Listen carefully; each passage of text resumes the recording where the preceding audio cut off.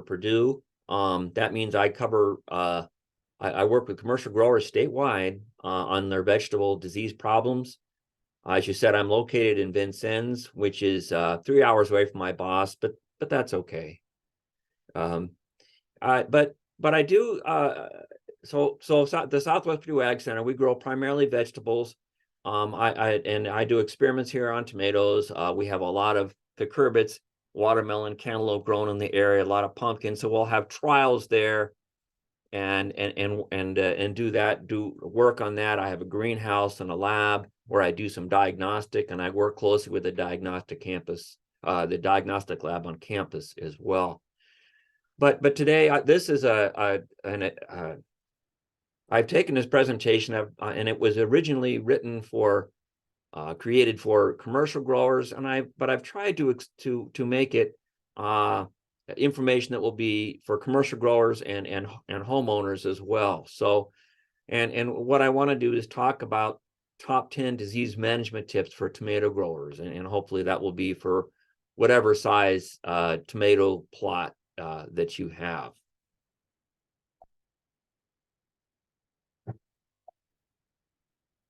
Okay, let's see. There you go.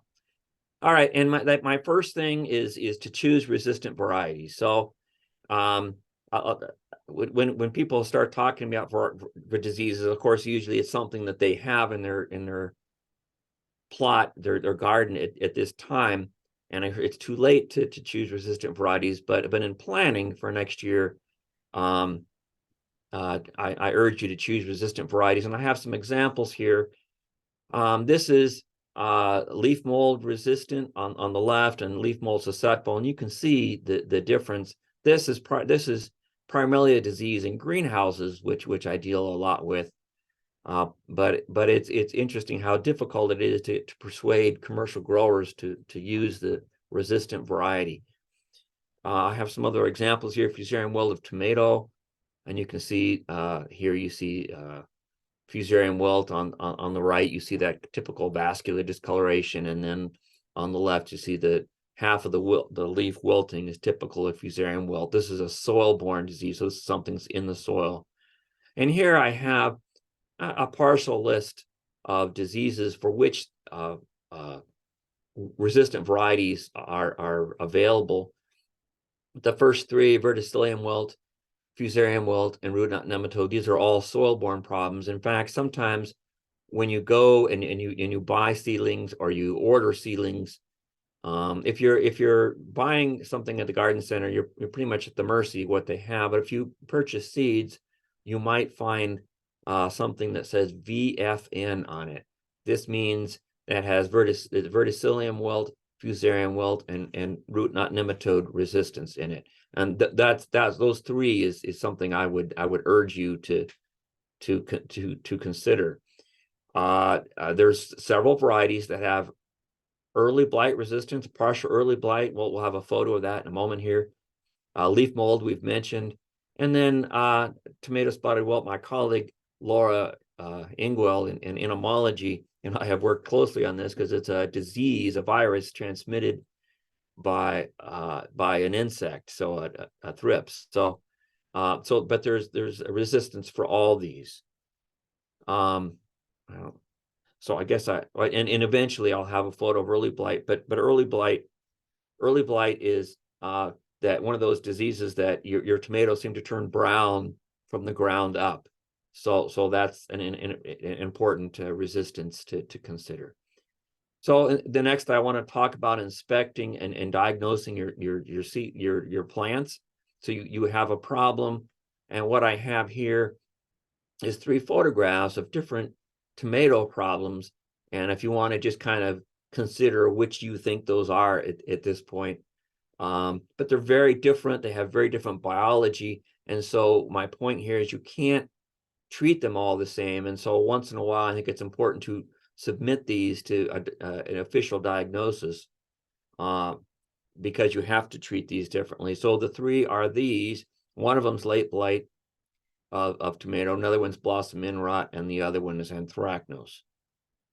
And so blossom end rot is on the left. It's a calcium deficiency, although really it has to do with maintaining water, constant source of water all season long in most situations. So it's because it's a calcium deficiency, no amount of fungicides is going to help that. So it's important to know that.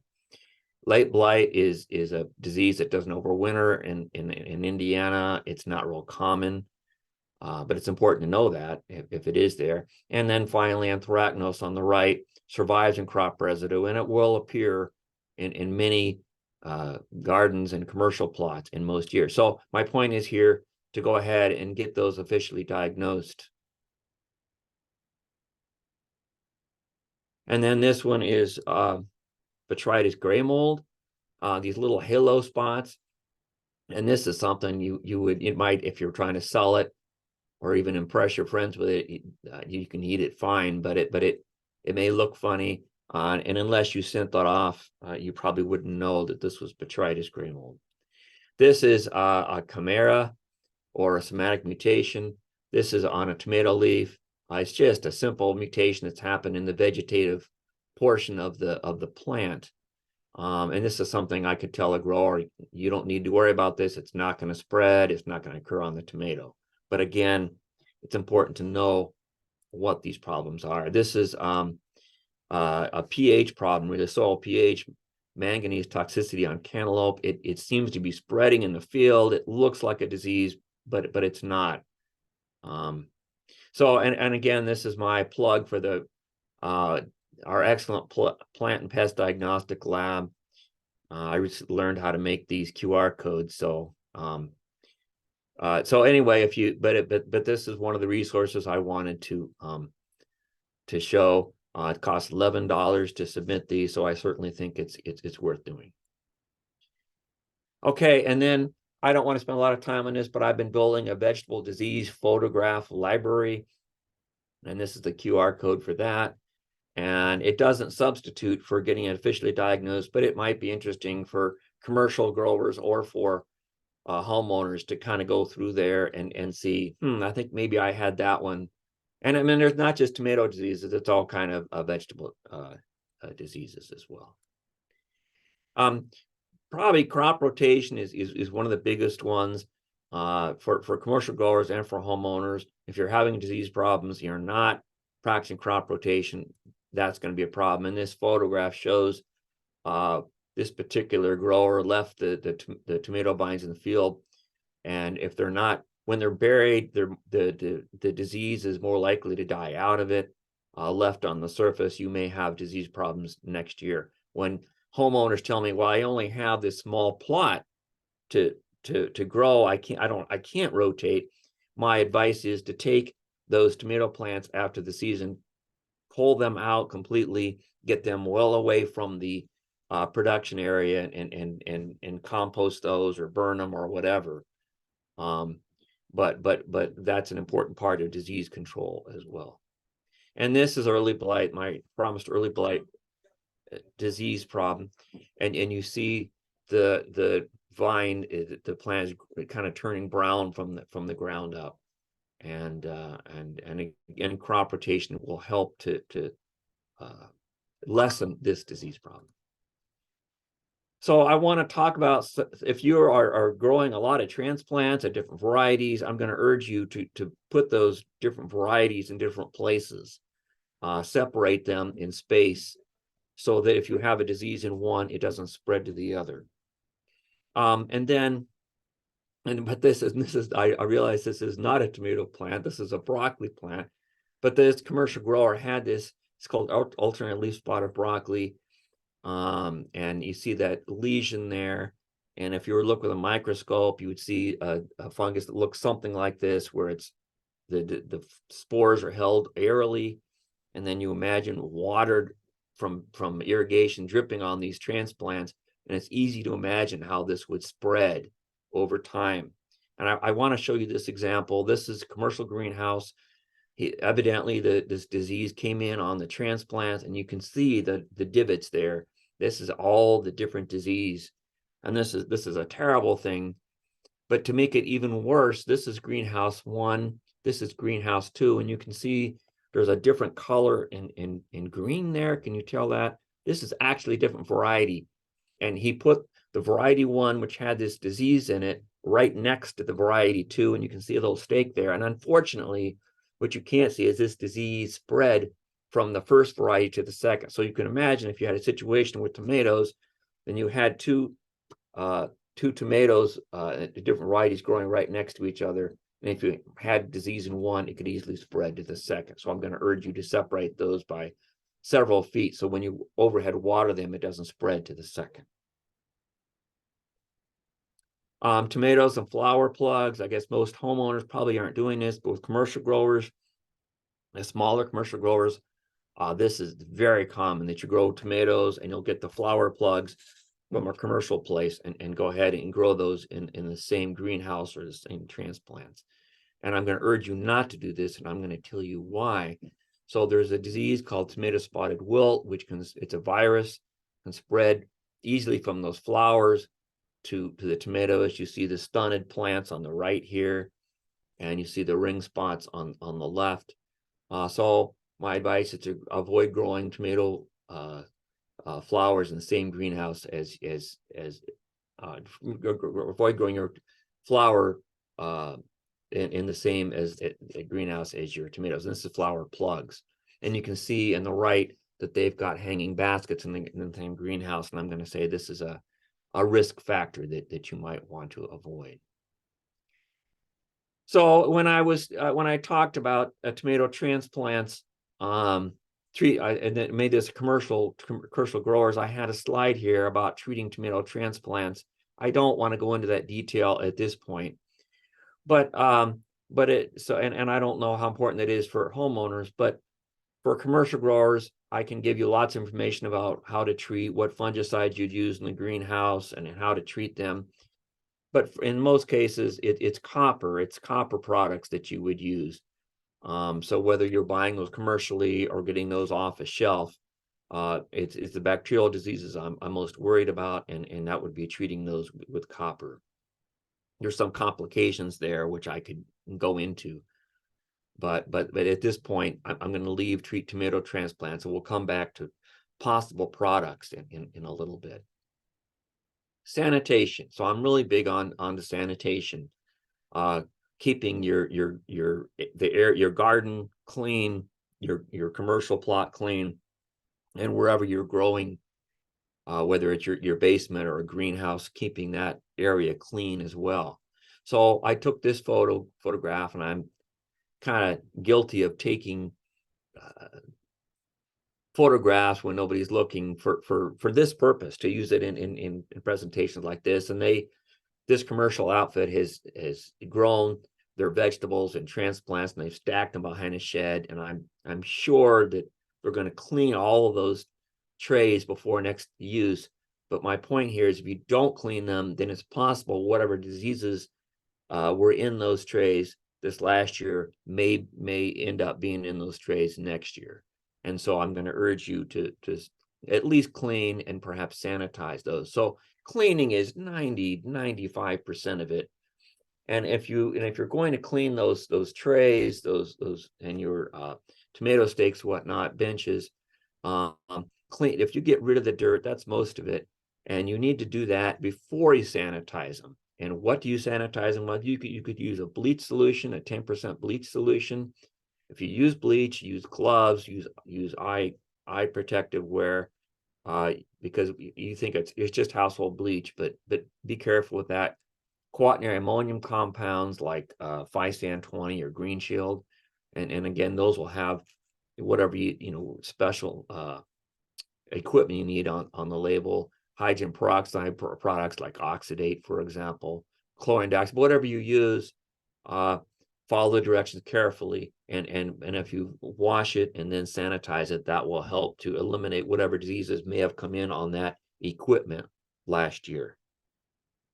Okay, I'm going to talk about inspecting transplants, and I'm going to show some photographs of diseases that can come in on transplants. Some you may recognize.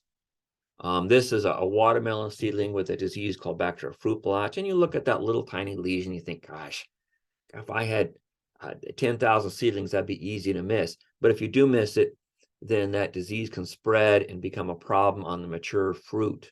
later in that season, and that in the past has been a big problem for us. This is gummy stem blight on watermelon, a disease that can come in on transplants, and one that we've had problems with from year to year. This is actually the same greenhouse that had that alternaria, that fungal problem. This is actually a bacterial problem called black rot of broccoli, and you can see the little yellow at the end of the leaf. And so this poor grower had both of those problems in the same year. So for that grower, learning to recognize some of these these diseases will become important. This is a bacterial spot on tomato seedlings. Actually, I inoculated this, but this is the kind of research I do. But it's as you go and you buy seedlings or you grow your own, if you see this kind of thing, this is the kind of thing you need to recognize. Or if you're not sure, send it in to get it diagnosed. This is bacterial spotted pepper, and you can see how horrible this looks. But if it wasn't quite so bad, you probably wouldn't plant these. But if it wasn't as bad, you had just a few lesions, you could go ahead and plant that and have problems all season long. This is the reason why when I go into one of these retail stores and in the spring, my wife doesn't like to go with me, because I like to hang around the entrance to those stores and look for diseases on the transplants before we go in. And this is one that I actually saw and purchased, and I brought it back and confirmed is bacterial speck of tomato. So it doesn't look like much, it's just a few lesions, but it's possible that disease would spread on the foliage and even on the fruit all season long. So you need to make sure that those seedlings are healthy when you purchase them. This is my colleague Mary Hausbeck at Michigan State. This is actually a photograph. This has a bacterial canker on it, and it really doesn't look like much. The seedlings look like they're kind of folded up a little bit. If you look closely, you can see a little bit of etching. Doesn't really look like a serious disease, but I don't want to go into bacterial canker. But I was in a greenhouse yesterday that was just devastated with this disease. So healthy transplants is critical.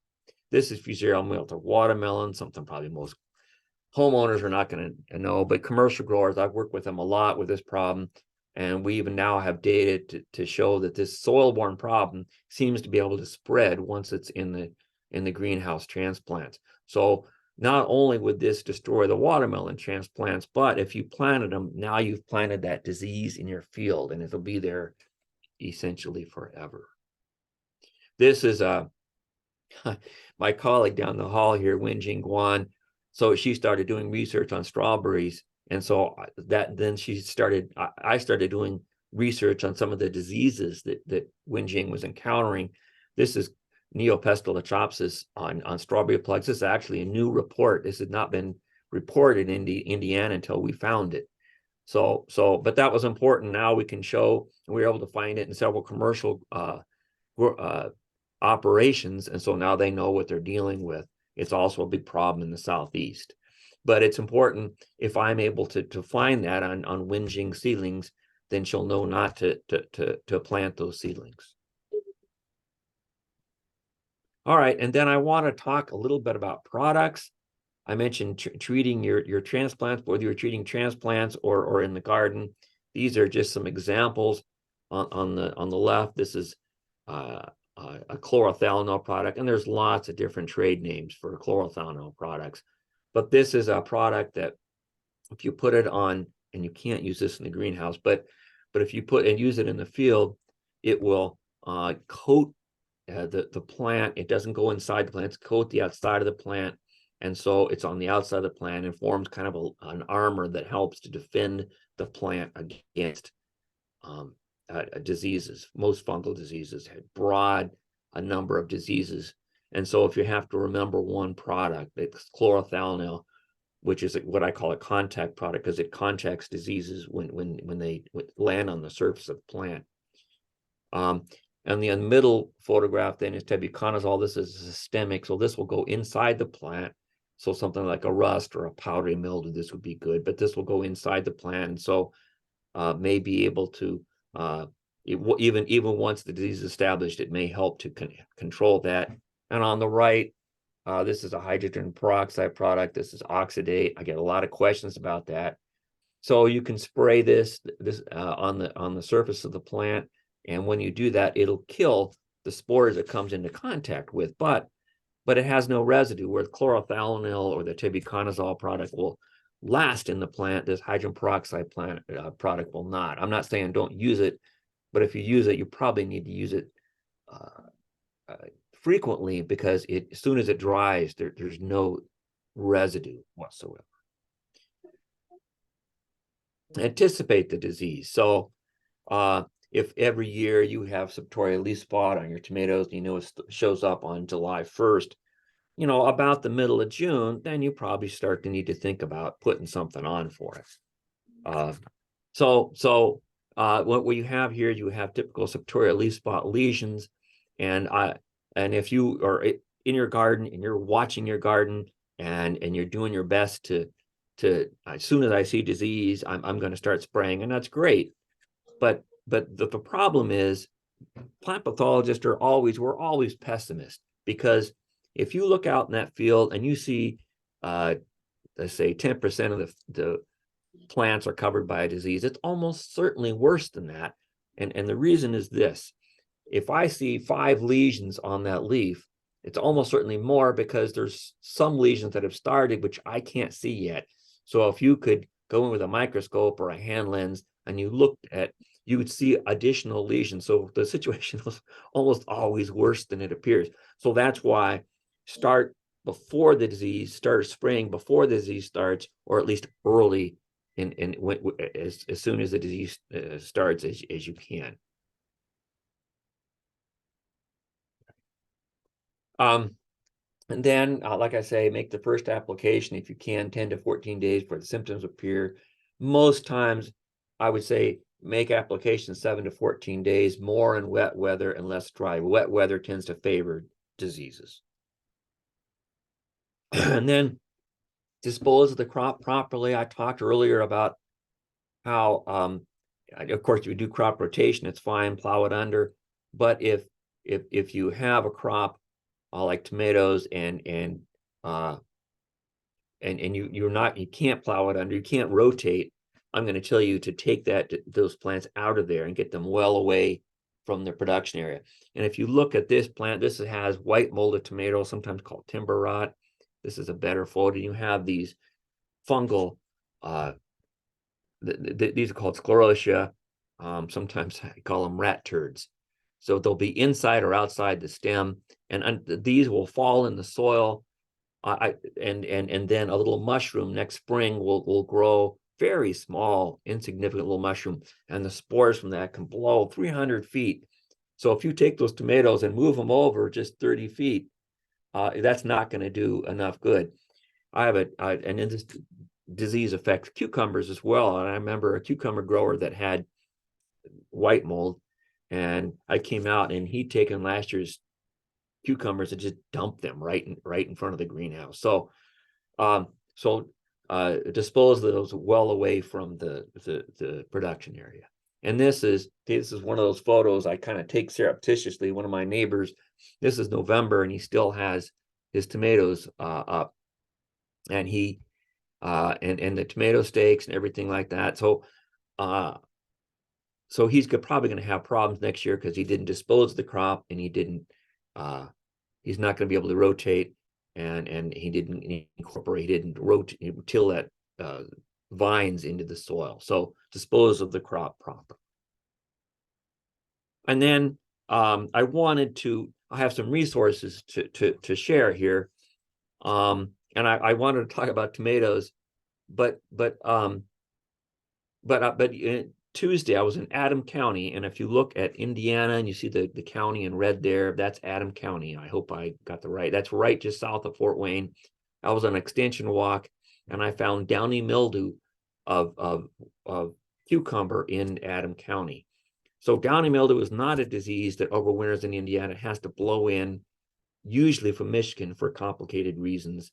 It probably overwinters in greenhouses in Canada. But anyway, so it's important to know that if you're going late season cucurbits, downy mildew's out there, and this is probably something you think about.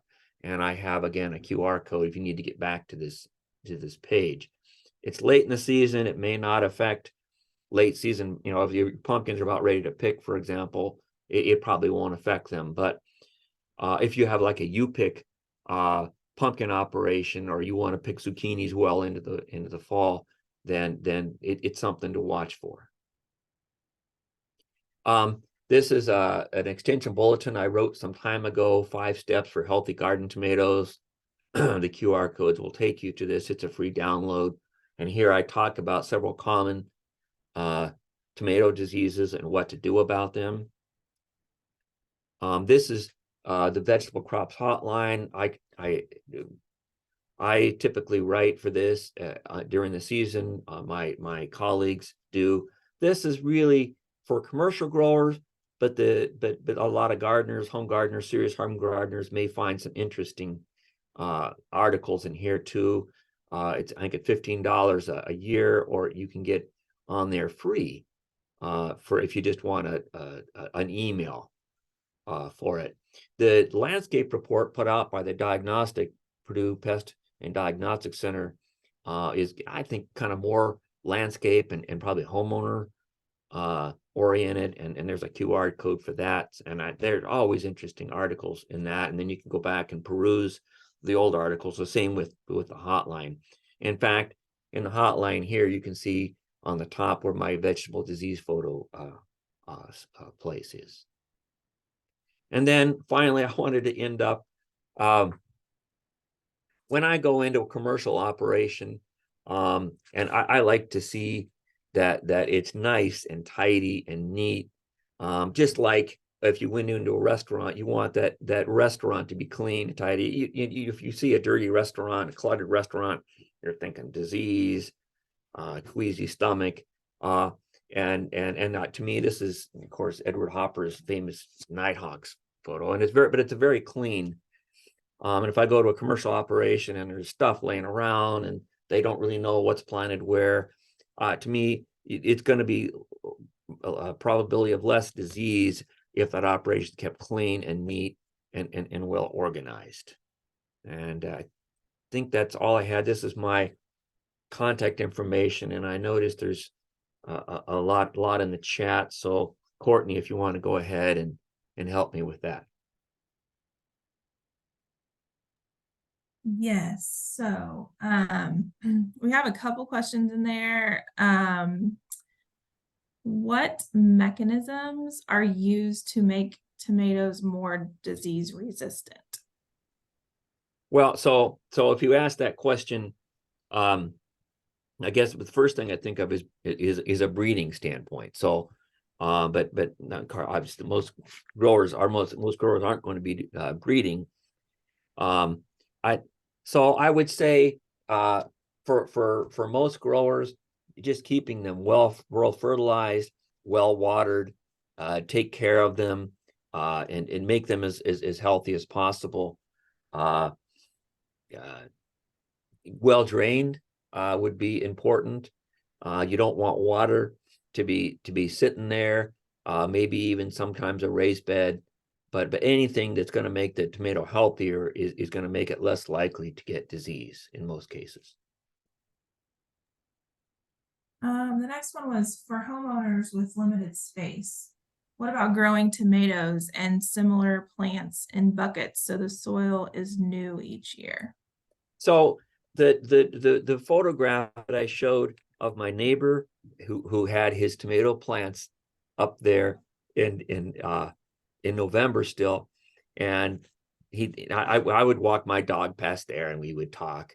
Of course, he didn't know that I had taken a photo of his yard for master gardener purposes, but the next year he had done just that. He'd grown stuff in buckets along his driveway, and he said he was doing great. So that's certainly one alternative. Is growing stuff in buckets. If you grow stuff in buckets, most people will want to grow. Of course, you want something with drainage holes in it, right? A pot with drainage holes. A lot of people will grow stuff in a soilless mix, right? Put soilless mix in there. But even at that, you're going to have to fertilize regularly. the other thing you need to remember is that those pots will dry out quicker than something that's in the soil. So blossom end rot and whatnot are going to be more critical than, and the watering schedule is going to have to be in kind of intense. If you go away on vacation, you're going to have to find somebody that can water. But yeah, and in fact, I have commercial growers that to avoid soil-borne problems in the greenhouse, they'll grow stuff in pots. But the fertility and the watering is more complex in that case. So on that blossom end rot, that's such a problem with watering. So water once a day for the pots or multiple times a day? How do you avoid I think that? for most people, I think watering once a day is adequate. Mulching is important, whether you use a plastic mulch or straw or newspaper, because that'll keep the water in there. But what you want to do, I think, is, and of course you can't avoid heavy rains, but what you want to do is avoid those periods of dryness. So if you have a sandy soil, it's really sandy, maybe you have to do twice a day. But for most people, water once a day is enough. But obviously you don't want to water to the point where it's where it's ponding there. The other thing, so blossom end rot, let me go into that a little bit more detail. So if you go to the garden center, it'll have stuff, for blossom end rot, and usually that's a calcium product. And while it's true, it is, yes, it's a calcium deficiency. In most cases, it's not in the soil. But even if it is in the soil, if you apply a calcium, or if you change your watering habits, what you're doing is you're influencing the very small fruit or the next generation of fruit. If once a fruit gets to marble size, it's whether it's going to get blossom end rot or not is already there. The die is cast. So if you do change your watering habits, or you do put some calcium down, don't be discouraged if it doesn't help right away. It's because it's only going to help those kind of future tomatoes. The other thing is, when growers will come to me and say, "Oh, I have blossom end rot. This is terrible." But usually it's worse in that first set. And the reason, I think, is that if you think about the root system on those new plants is limited, all right? Once the plant and the roots expand, the watering is not, you still need to water regularly, but it can get a hold of more water down in the roots. And so I don't usually see as much blossom end rot later in the season. So I would tell people, don't despair too much. Okay, so we've got this may be a rookie question, but does liquid from soaking banana peels really help tomatoes? I'm sorry, say that again. This may be a rookie question, but does liquid from soaking banana peels really help tomatoes? So I don't know, and I don't know what exactly you're getting out of tomato peels that helps. I'd have to. It'd be banana. So did I say Yeah, but I don't tomato? know. But I don't know what's in the banana peel that you're getting out. I don't know what the extract is. I don't know. I assume that in doing that, there's some kind of nutrient or something. I don't know what's in banana peels. Is that potassium?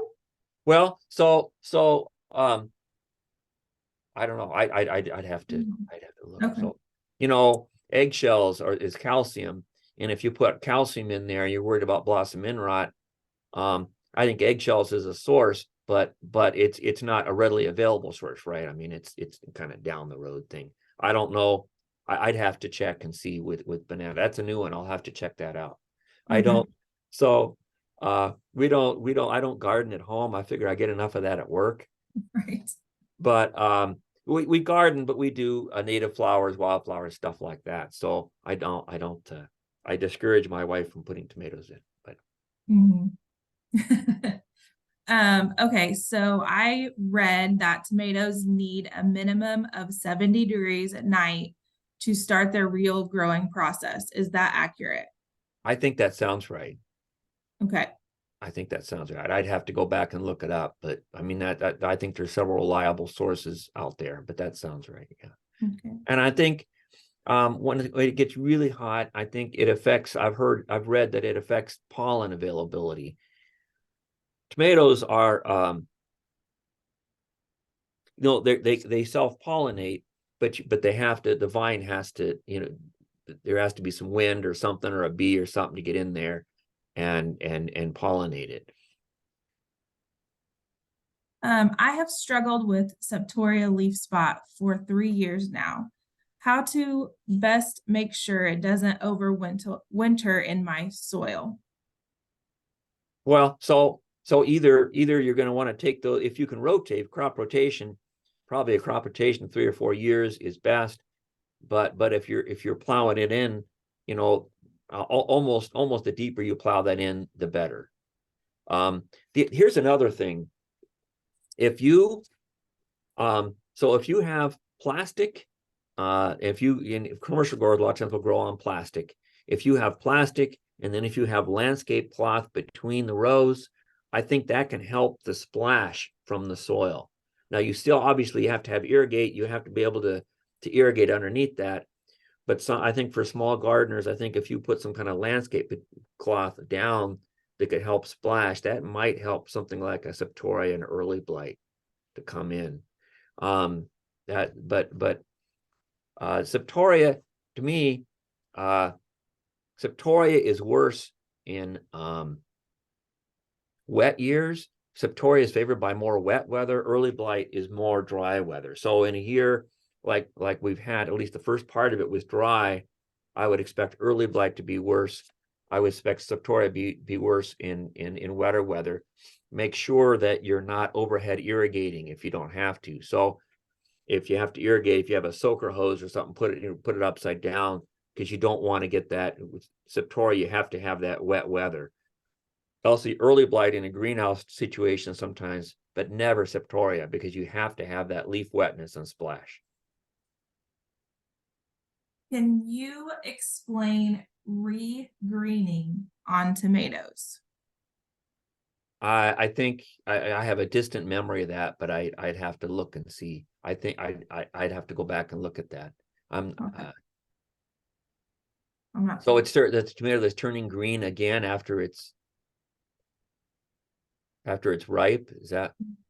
Maybe we can get some clarification on that one. Yeah. Chat So box. there's I'm the disease guy. I don't think there might be some viruses or something that cause that, but I can't think of any right off the top of my head. That Okay. tomato spotted wilt will cause kind of a, you saw that photo, it's kind of a mottling, but it's not really greening.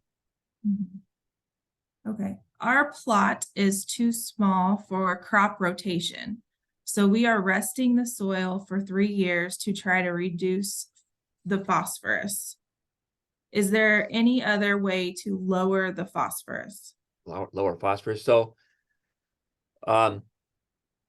if you're resting it primarily for the phosphorus, then so one thing I would recommend, and I know for a small plot it doesn't seem practical, but if you could get a soil test done, and then if you could know exactly how much phosphorus you need to put down. And I think a lot of us, whether we're homeowners or commercial growers, we're guilty of putting on a fertilizer, NPK. It's got those numbers, and we're putting down that when we perhaps there's adequate phosphorus in there, and we don't need to put that phosphorus in there. So that would be what I would recommend. And because I just got done reading this book, Phosphorus, the Devil's Element, I think it's called, and phosphorus, just the runoff just causes all kinds of problems. I don't know if that's what this person is asking about. So I would say get a soil test, figure out exactly how much you need, and instead of putting on something that has these numbers, use a phosphorus product that only is going to add exactly what you need. The other thing you can do is when you add phosphorus, add it right to the roots, and avoid broadcasting it between, because the stuff that's in between is less likely to get in the plant and more likely just to wash away. Does that make sense? Yeah, she's saying the soil test did show the phosphorus was way too high. So that's why they are actively trying to reduce the phosphorus. I don't know if there's anything you can get rid of the phosphorus, but there might be some cover crops that you can grow that take up some of that phosphorus. That might be an alternative. I have to look at that, but yeah. So when most of us, when we fertilize, we put on something that has those three numbers, and it's got a big phosphorus number, even though we don't need that. It might take a little bit more research to find out, well, I need this much nitrogen, so I'm just going to put this nitrogen on and this potassium on. So I would say the kind of fertilizer you use, when they start growing again, find something that's very low in phosphorus or at least phosphorus. You know what I'm talking about? The numbers. If you eat 20, 20, 20, for example, is 20 nitrogen, 20 phosphorus, and 20 potassium. But maybe you don't need something with that 20 phosphorus. So you'll have to kind of to work at that and get something either that has phosphorus out, a 20, 0, 20, or just use something like a nitrogen and a potassium that and don't put phosphorus on at all. That's a huge problem. Yeah. So going back to the regreening, she was told that it's related to temperatures. When a tomato is ripe and the temps get cooler, the top of the tomato turns yellow or green. So when I don't know about green, but yellow, it's having the top turn yellow has been linked to a potassium deficiency. But there's there's some research that indicates it's complicated because there's other reasons that can happen. But I know that sometimes there's a yellow at the top of the tomato, which is linked to potassium. So that may be a nutrient issue. What about why the tomatoes take so long to get red?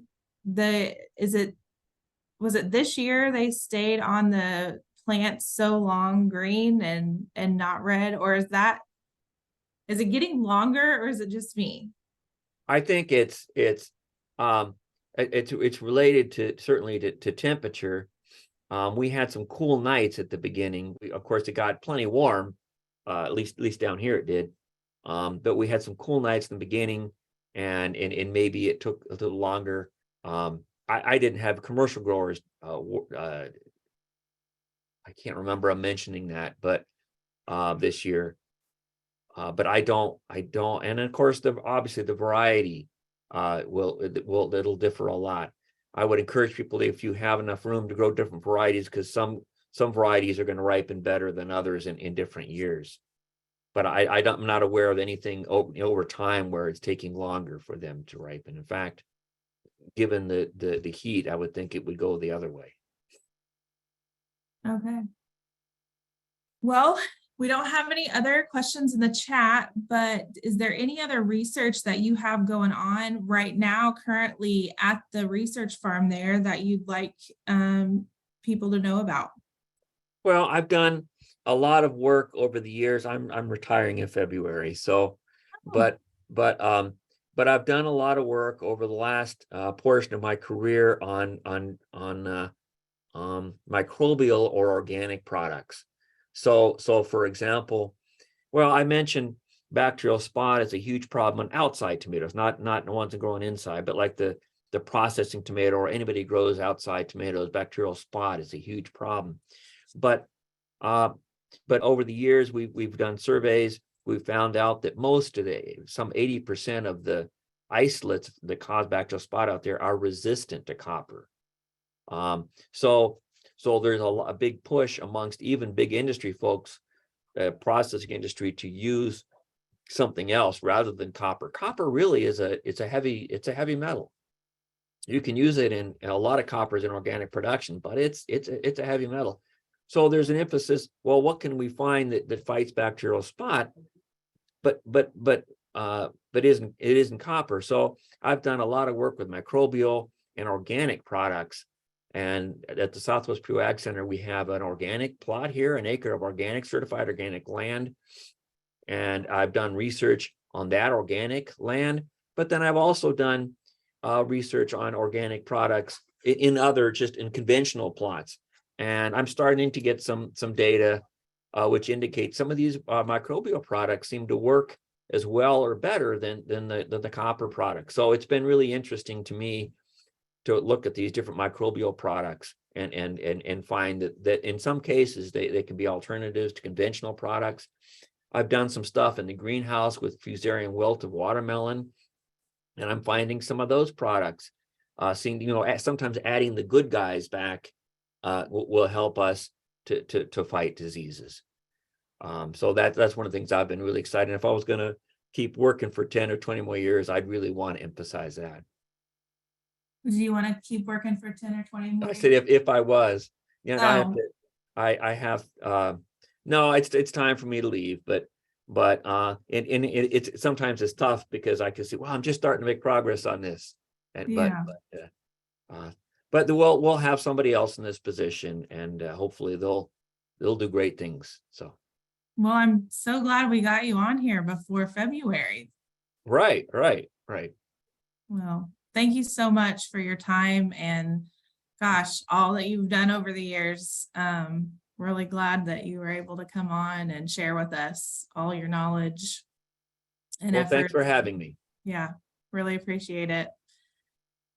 So next month we were having Jana Beckerman, but she has had to back out for something unavoidable.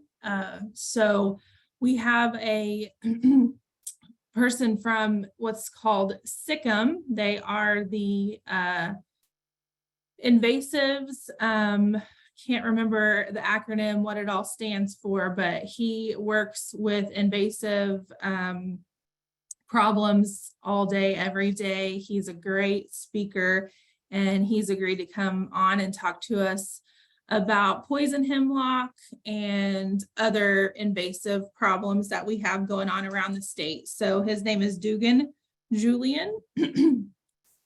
Thank you, Jessica. State of Indiana Cooperative Invasives Management. So we work with them in extension. We were working with them this morning. That's how I got him to come on for next month.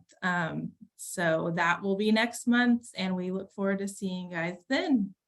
I will have the follow-up email with the links to the resources that Dr. Egel shared, the recording, and the past recordings that we've done. So thank you very much, and we'll see you next month.